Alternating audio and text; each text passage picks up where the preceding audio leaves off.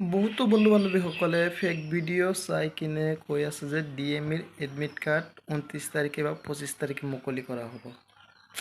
তো চাওক 2008টা পদৰ ডিএমই এডমিট কাৰ্ডৰ কোনো ধৰণৰ এতিয়ালৈকে নটিফিকেশ্যন অহা নাই যে ইমান তাৰিখে এডমিট কাৰ্ডটো মুকলি কৰা হ'ব। ভিডিঅ' বনাই ইউটিউবত আপলোড কৰি আছে যে 25 তাৰিখে এডমিট কাৰ্ড ডাউনলোড হ'ব বা 30 তাৰিখে এডমিট কাৰ্ডখন ডাউনলোড হ'ব।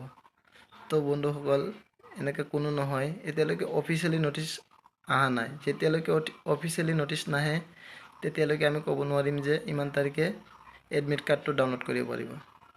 যেতিয়ালৈকে অফিচিয়েলি নটিচ নাহে তেতিয়ালৈকে আপোনালোকে হয়তো বহুতো ফেক ভিডিঅ' চাই আছে, এইবিলাক চোৱা বন্ধ কৰি দিয়ক। আৰু যেতিয়া অফিচিয়েলি নটিচ আহিব মই ভিডিঅ' বনাই আপোনালোকক জনাবলৈ চেষ্টা কৰিম।